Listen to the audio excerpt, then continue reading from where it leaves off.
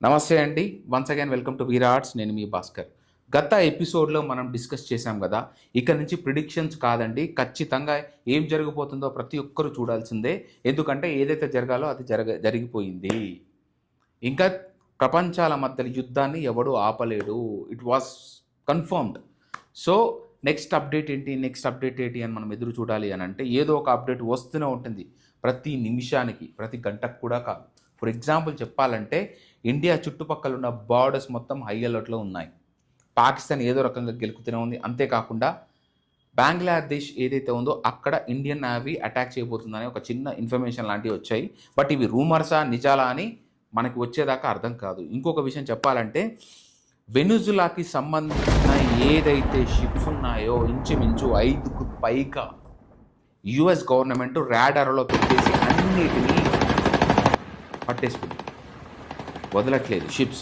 వెనుజులాకి సంబంధించిన crude oils మొత్తం ఏ దేశము ఏంది అని మనం మాట్లాడలేము. ఇంకా చాలా ఎక్కువగానే జరిగింది. ఎప్పుడైతే నికోలస్ మదురా ఎత్తుకువెళ్ళారో వెనుజులా నుంచి, ఆ తర్వాత ఎవరైతే ప్రెసిడెంట్ ఉన్నారో తన పేరు డెల్సీ ఎలోయినో సంథింగ్ ఏదో పేరుందనమాట. తనకి తన ఇన్వాల్వ్‌మెంట్ లేకుండానే ట్రంప్ తీసుకెళ్ళిపోయి మేము చెప్పిన కండిషన్స్‌కి అన్నీ ఒప్పుకున్నారు. మా కండిషన్ ప్రకారమే క్రూడ్ ఆయిల్ మన చేతిలోకి వచ్చిందని చెప్పి, అదేవిధంగా ఇక నుంచి యూఎస్ గవర్నమెంటే వెనుజులా గవర్నమెంట్ నడపబోతుందని చెప్పేసి డైరెక్ట్‌గా మాట్లాడడం జరిగింది. దీనికి రిటార్ట్ ఇస్తూ ఎప్పటికైనా మా ప్రెసిడెంట్, మా అధ్యక్షుడు నికోలస్ మదురానే, మీరు కావాల్సి తీసుకెళ్ళెళ్లారు కాబట్టి అది అన్యాయం అని మాట్లాడుతూ దానికి టిట్ ఫర్ టెట్ ఇచ్చింది ఆ లేడీ ప్రెసిడెంట్. మా గవర్నమెంట్ మేమే నడుస్తాము, ఎవరు నడపాల్సిన అవసరం లేదు అని. దాని తర్వాత ఒకవేళ నేను చెప్పినట్టు వినకపోతే తగిలిన మూల్యం చెల్లించాల్సి వస్తుందని ట్రంప్ వార్నింగ్ ఇవ్వడం జరిగింది. అంతేకాకుండా గ్రీన్లాండ్ని అటాక్ చేయడానికి ఆల్రెడీ ట్రంప్ స్కెచ్ సిద్ధం చేశాడు. ఎప్పుడెప్పుడా అని. ఆల్రెడీ ఇరాన్ని నాశనం అయిపోయింది. దీంట్లో అమెరికా కుట్ర ఉన్నట్టుగా చాలామంది మీడియా వర్గాలు చెప్తున్నారు. సింపుల్‌గా చెప్పాలంటే $1 కొంతమంది 13 లక్షలు అంటున్నారు, కొంతమంది 14 లక్షలు అంటారు, కొంతమంది 10 లక్షలు అంటున్నారు. ఏవేమైనా సరే అంటే ఒక్కసారి అర్థం చేసుకోండి. ఒక డాలర్ అంటే మన ఇండియాలో రూ. 90 ఇంచుమించు. ₹1,00,000 అయిపోయింది ఇరాన్‌లో. ఎందుకు అయిపోయింది? ఇగో ఈ దుశ్చర్యల వల్ల. సో, ప్రపంచం ఎప్పుడు ఏ మూలకెళ్ళిపోతుందో ఎవ్వడికి అసలు అంచనా వేయని పరిస్థితిలోకి మనం వచ్చేసాము. అంతేకాకుండా ఇప్పుడు మీకు క్లియర్‌గా చెప్పాలంటే అసలు వెనుజులా స్టోరీ ఏంటి?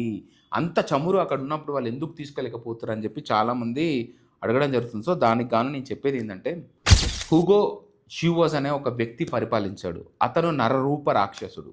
అంటే ఎలా ఉండేదంటే ఎదిరించిన వాడిని అంతం చేయడం, తన చుట్టూ ఎవడూ లేకుండా చూసుకోవడము, తనని తననే డిక్టేటర్‌గా ప్రకటించుకొని దేశంలో అల్లకల్లోలు సృష్టించడం.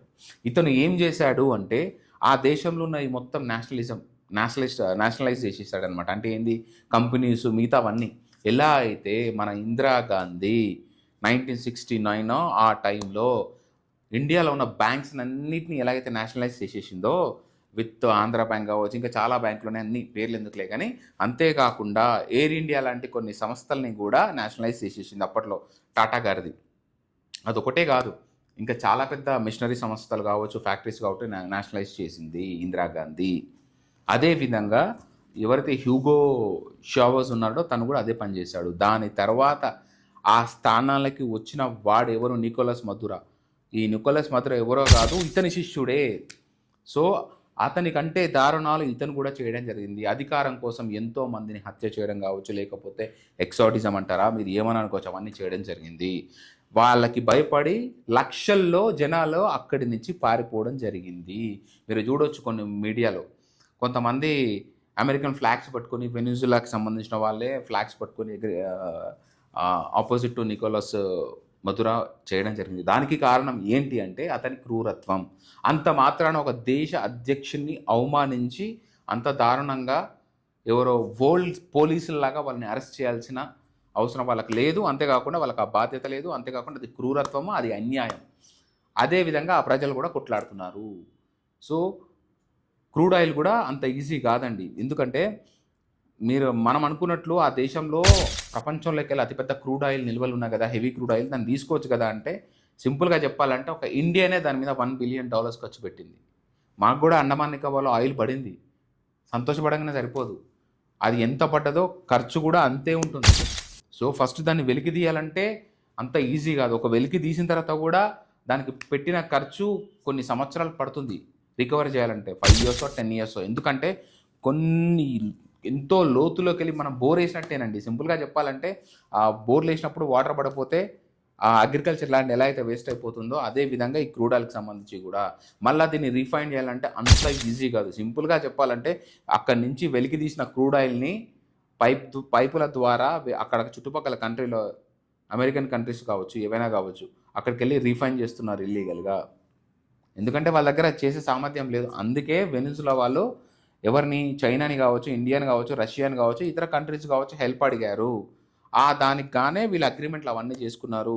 చేజారిపోతుందని కుళ్ళు బుద్ధితోటి ఫైనల్గా అమెరికా వాళ్ళు ఎంటర్ అవ్వడం జరిగింది. ఇంత పెద్దగా ఉందన్నమాట ఇందులో మ్యాటర్. అంతేకాకుండా ఇప్పుడు రీసెంట్గా చూసినట్టయితే డెన్మార్క్ ఏదైతే కంట్రీ ఉందో అది ఇండియన్ హెల్ప్ అడుగుతుంది. ఎందుకు, గ్రీన్లాండ్ ఆక్యుపై చేస్తుంది కదా, వి నీడ్ ఇండియా హెల్ప్ అన్నట్టుగా ఇండియన్ హెల్ప్ పడుతుంది. It's a big twist. ఎందుకంటే డెన్మార్క్ అనేది నాటో కంట్రీస్. ఇంకోటి, రష్యా న్యూక్లియర్ దాడి చేయబోతుంది. ఎవరి మీద? లండన్ మీద.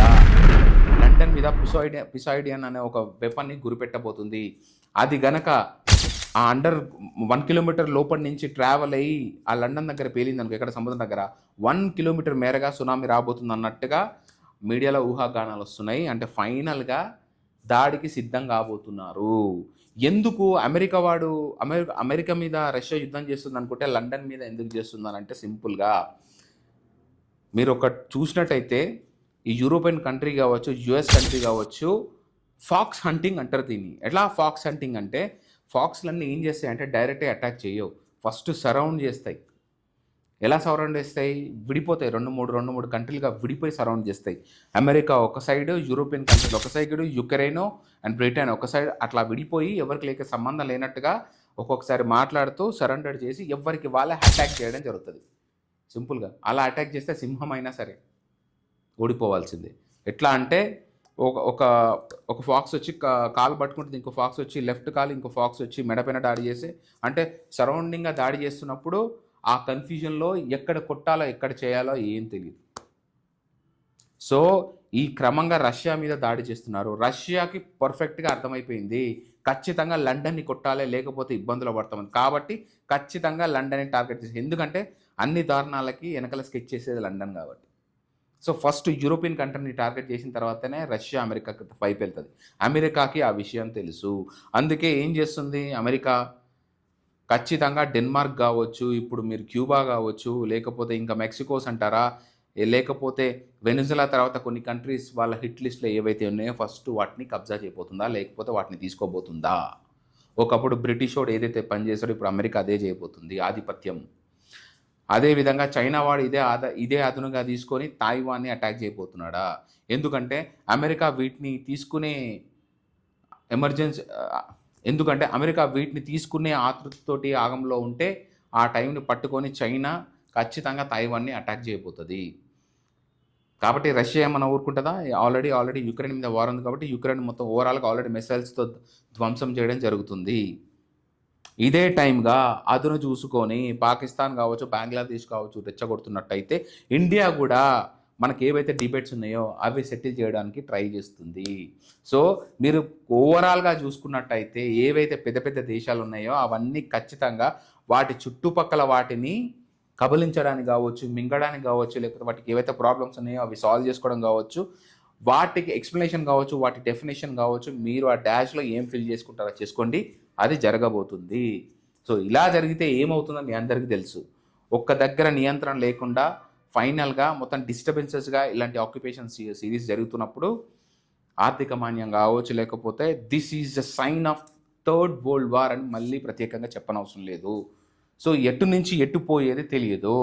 లాస్ట్ టైం ఇట్లా జరిగే జపాన్ మీద అణుబాంబు దాడి జరిగింది.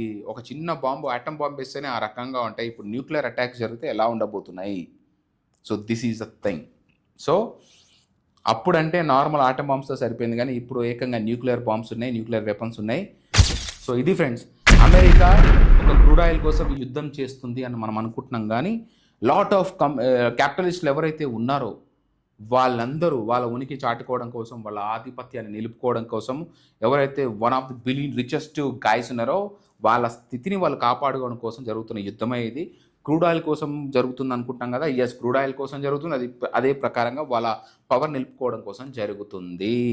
సో, అందుకే ఆల్రెడీ ట్యాంక్స్ అనేవి సీజ్ చేయడం జరిగింది. ఎంత దారుణంగా తయారైందంటే రష్యా దగ్గర ఫ్రీగా కాస్ట్‌కి ఏదైతే మనకు తక్కువ దొరుకుతుందో ఆ కాస్ట్‌కి కొనడానికి వీల్లేదంట. ఖచ్చితంగా నేను ఎంత రేటు పెడితే అంత రేటు నా దగ్గర కొనుక్కోవాల్సిందే అని డిమాండ్ చేస్తూ హెచ్చరికలు జారీ చేస్తున్న యూఎస్ పరిస్థితి ఏమవుతుందో టైమే నిర్ణయించాలి. అంతేకాకుండా కమ్యూనిస్ట్ కంట్రీలు కూడా కరెక్ట్‌గా లేవు. మీరు చూసినట్టయితే చైనా ఏదైతే కంట్రీ ఉందో డిక్టేటరిజం, నియంతృత్వ పోకడ.